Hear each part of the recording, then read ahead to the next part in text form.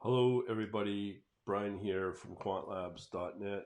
I'm going to show you the latest bot stuff and go from there. Here's the bot. It does make money theoretically, not oodles on each order position. But right now, this is the latest changes. These are the latest specs on the bot with these moves. You can see here on the 24-hour moves have been pretty good on Bitcoin SV at 4.39%, Cardano 3.41%, or what's another one that we have access to? Bitcoin Cash 2.62%. So those are pretty good moves. And we have here a bunch on the watch list, 12.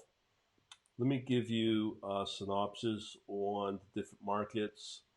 Only Ethereum and Bitcoin. I have constantly tried BNB, XRP, and Tether, USDT. I'm finding they end up on the watch list, but there's not enough volume or long enough support to take positions. So I think it's just due to the fact that there's just not a lot of liquidity in those markets to sustain certain pairs. So that means you'll get a lot of whipsaws, highly volatile, not recommended. So when you look at all of this, how do we make this profitable? I just put up a video on it. I can get the exact name here. Just hold on. It will be called Use ATR Multiplier and Parameter for Better Exit Strategy. So in this bot, we're using ATR as the exit. I played around enough with a lot of the um, indicators for exits. ATR is the only reliable one. You could use Fibonacci levels as well, but chances are that if there's not enough momentum in that pair at the time, you may never reach your level that you want to exit at. So if you've been seeing what I do, I like to enter at 618 and try to exit with a target at 786. So what I'm finding, if there's not enough volume or enough momentum for the pair, it will never reach 786. So this is why you would want to use ATR. It's much more reliable. From there, when you're using ATR, you have to factor in parameters. You have to factor in things as well as multipliers on the ATR. If you know ATR, average true range, you know that there's usually a multiplier of 1.5 to 2. 1.5 does work, but with the commission fees at 0.1% on the buy and then another 1%, 0.1% on the sell, you're already needing to get at least 0.2% to cover the commission, and then with the multiplier, you'll get zero point 0.3 if you set your multiplier at 1.5. So you got your multiplier at 1.5 minus the 0.2% for the commission fees on the buy and sell. So you'll be left with 0.3% if you're lucky. Now, I've been trying all night to try to see if enough positions would hit a multiplier, ATR multiplier of 2. It was not able to. So again, not enough momentum in the markets. When Bitcoin goes crazy and maybe hits a 5% hourly move or maybe a 5% over, I don't even think 5% does it enough to drive the momentum for all of the pairs that are all correlated around Bitcoin. There would be enough in there to push it to hit a multiplier of 2. So I'm still trying to factor in if 1.75 would be sufficient. So we have that to worry about as well. On the live trading end of things, you need to obviously consider your fee, which is in BNB. You also have to factor in slippage with Binance. I've talked about that in my previous video. I just told you.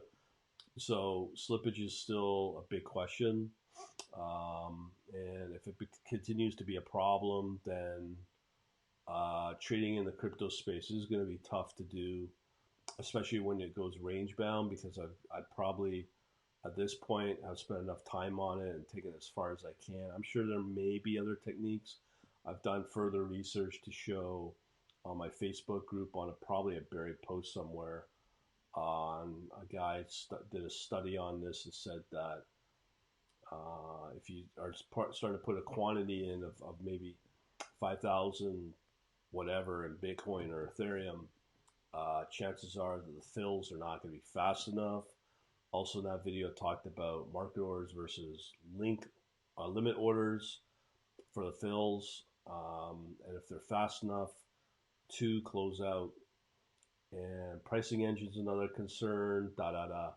So you got to factor all these things in. I've also said about my opinion on forex, which has a much higher commission fee, and that is pretty tough to break even on, just alone if you have a multiplier 1.5.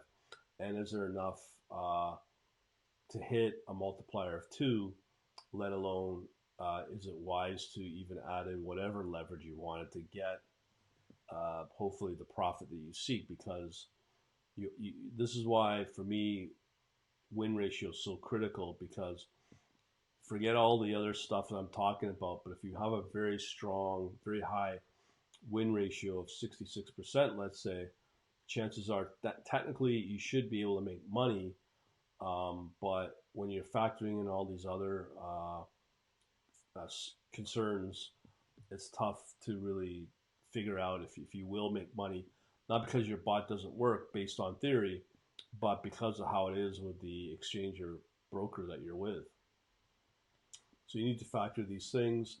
The other thing I'm also contemplating is futures that are heavily regulated by the CFTC. And there's no monkey business going on with that, because any broker that gets caught doing it, any complaints that pile up against the broker uh, will probably be dealt with by the CFTC or one of the US based regulators. So that is probably a better space to trade in. But I just wanted to come about and just tell you what I'm experiencing right now and what are some of the plans. But as I can say right now with Forex, that's going to be a tough market to really make. I mean, there are people making money in it if you invest but not actively trade with bots and whatever automation. I mean, leverage may be your best friend, but when it goes against you, it goes against you. And the probability of it is a high negative probability as well, where you can lose. That's why you get the 85, 90% losing, even though the ones that are trying real hard know what they're doing to do that. So Forex is one of those. I'm just wondering, probably is a no-go zone as well. But futures is your next option. But at least regulation will be on your side, where the brokers will hopefully be on the right side instead of these crypto exchanges that are not really regulated. They say they are, and same with forex brokers. They're not regulated. They're more can provide the insurance if the account gets blown up, if the broker goes bankrupt. But enforcement in terms of if they're cheating or not, yeah, that's hard to prove. And I mean, FXCM got booted out for whatever, well, for a lot of reasons. And there's a lot of other brokers out there doing the same thing, and that's why they sidestep operating outside of the big countries like UK or US.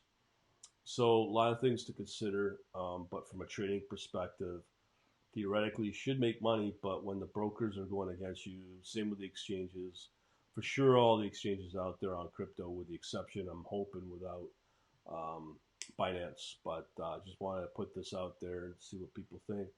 Let me know, comment away, and we shall talk to you later. Have a good day.